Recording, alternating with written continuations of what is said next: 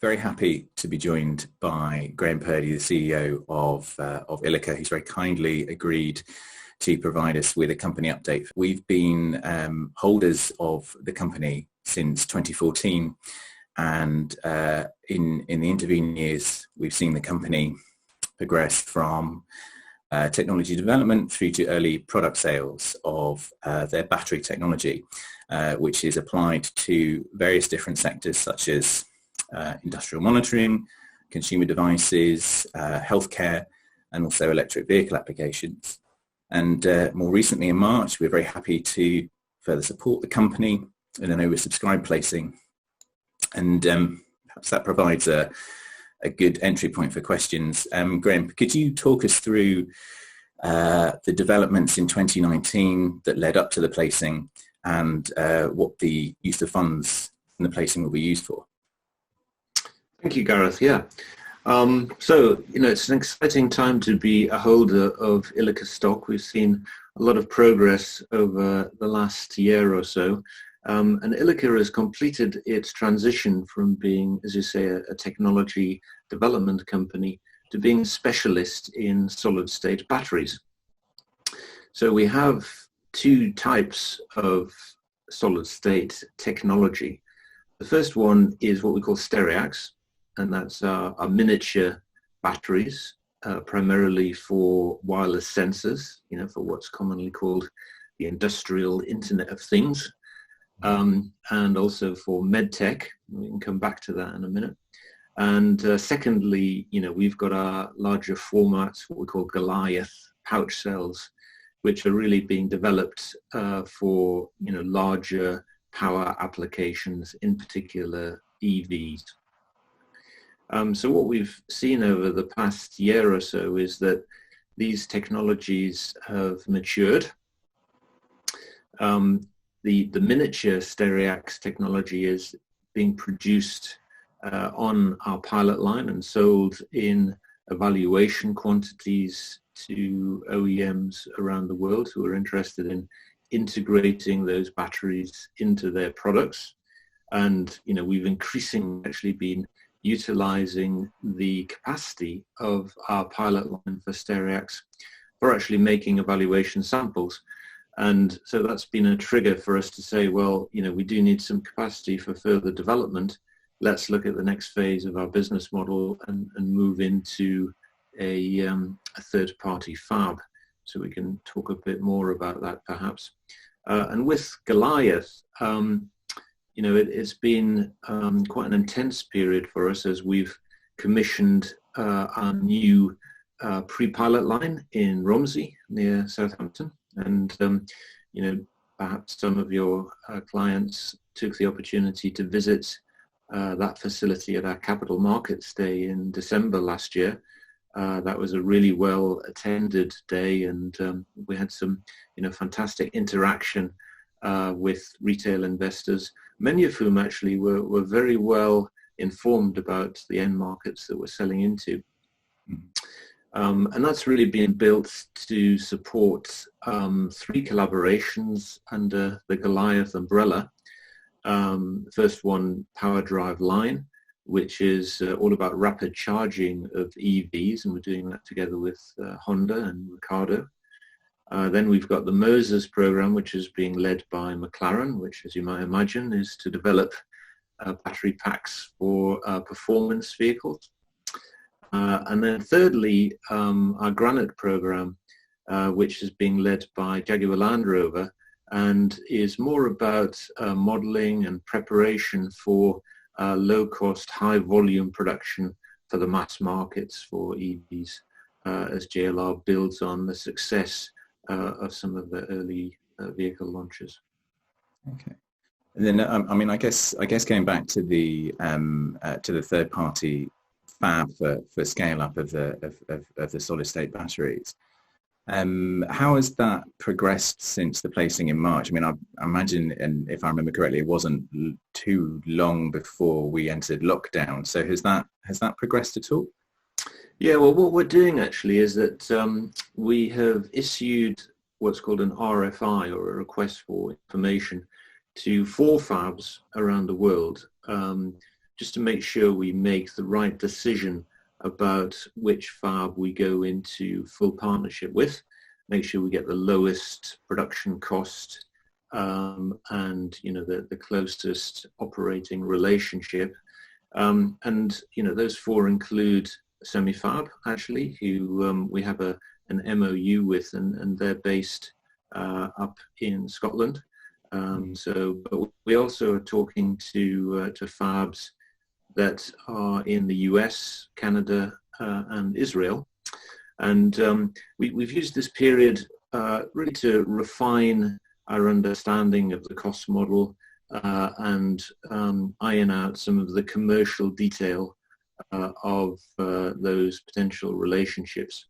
We may end up in due course actually with more than one fab partner, so that we can offer our OEM customers, second source options. And actually, because the proprietary equipment that we're going to install in these fabs has got a lead time, actually about a 6-month lead time, we've got a few months in order to finalize those discussions for that transfer into the fab. So we're not in any immediate rush to push through that process. We want to make sure we evaluate the options fully and make sure actually that the relationships that we set up are robust and give us the options that we need.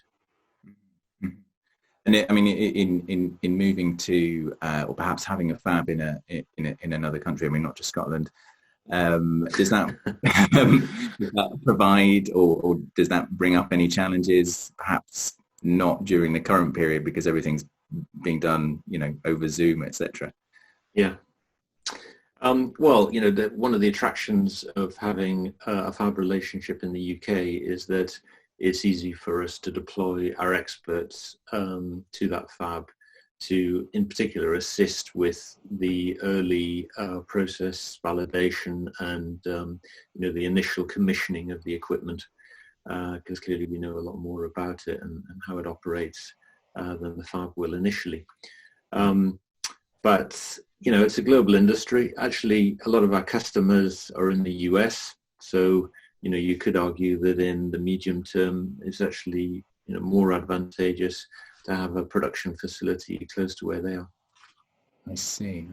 Okay then. And then, I mean, I guess since we're kind of in that area anyway, how has the business been impacted by the lockdown and COVID-19? Has lab work continued, or is there people or are there people working from home, for example? Yeah, so obviously we've complied with government guidelines on best practice for activities in the workplace. Probably about a third of our people are working from home, so we have maximized that. People are actively encouraged to work from home, and actually we've seen that's been quite productive.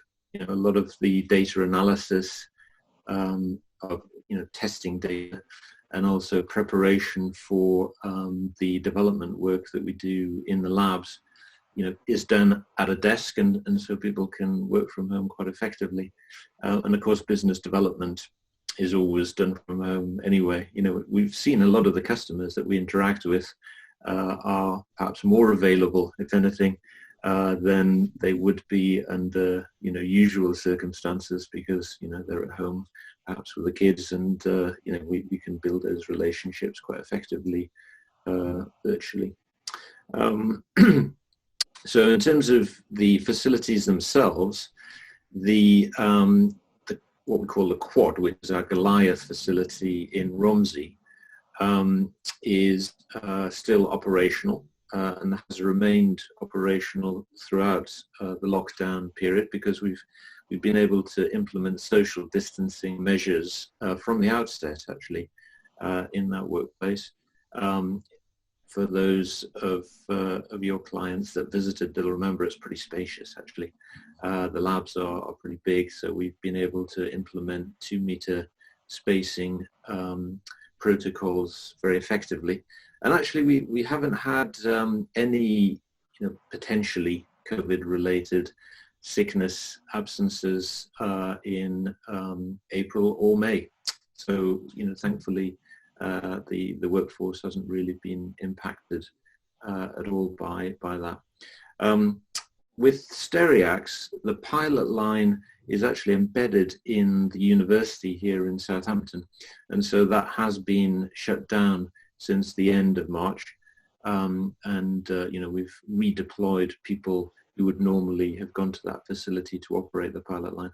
But actually, we've received signals that that's expected to reopen potentially as early as the 1st of June, but within the next few weeks. Oh, right, wow. Okay, that's good to know. And I guess talking further about the collaborations that you mentioned before in terms of the Gareth for electric vehicles, how's that progressed during the lockdown? And could you give us an idea of how the developments there are building value for the future of Ilika? Yeah. So, the situation with the Gareth pouch cells is that this is a proof of concept technology. It's important to compare the technical readiness levels of Stereax versus Gareth. So Stereax is at a relatively high technology readiness level and is ready to be transferred into a fab, whereas Gareth is at a relatively early technology readiness level, which means that we're still making proof of concept demonstration cells for evaluation. And so we've continued to make steadily improving proof of concept cells, pouch cells, in our facility in Romsey during this period. We're still able actually to get the starting materials to make those cells. And we've continued to interact with the partners in those 3 programs we were talking about earlier, Power Drive, Line, Moses, and Granite, where those people haven't been furloughed, because actually some of the partners that we have in those programs have furloughed quite a few staff. But we're still able to have those updates. In fact, we've got one that is going on at the minute while we have this discussion, one of the quarterly reviews. And, we're continuing to provide data and updates to those partners. The objective of those programs is actually to build relatively small scale modules for testing in an automotive duty cycle. And that testing will commence towards the end of this year and go into the next calendar year. And we expect, renewals of those relationships and programs from 21 onwards, with a steadily increasing technology readiness level. And, the strategy here is to use this fabless third-party manufacturing approach also for Gareth. So we have been interacting with the Battery Industrialization Centre, which is being built in Coventry. So this is one of the Faraday Battery Challenge initiatives that the government is effectively supporting, establishing a medium-scale cell production facility, which is open access. And part of their roadmap is to have a solid-state production capability. So we're in discussions with them actually to set up the framework for that and to plan for the point in time when we'll be ready to start defining the large-scale production equipment that's needed for that. And realistically, that is 2022 onwards, with a view to getting into production within 18 months of that, to start supplying larger quantities into the market. Wow, that's very exciting. And I guess we're heading in that direction anyway. But could you give us an idea of the vision for the company over the next 5 to 10 years? I imagine electric vehicles play a big part in that. They do. I guess a beachhead into commercialization and, being a manufacturing and a production company is the Stereax product range. The industrial Internet of Things is a rapidly growing opportunity, and Stereax cells can address some of the important segments of that market. And also we expect to see volume ramping up probably, at a slightly slower rate because of the length of time that it takes to develop medtech products, right? Because actually our batteries are going into new products rather than just, replacing batteries that exist in current products.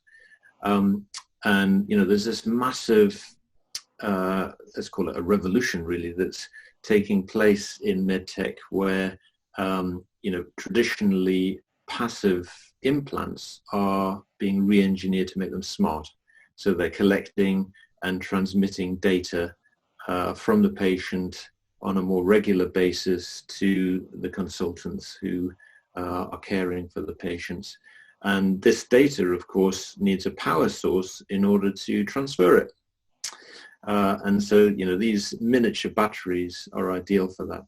So, we'll be using Stereax as a way of pushing the company through profitability and beyond, and starting to generate positive cash flows for the organization.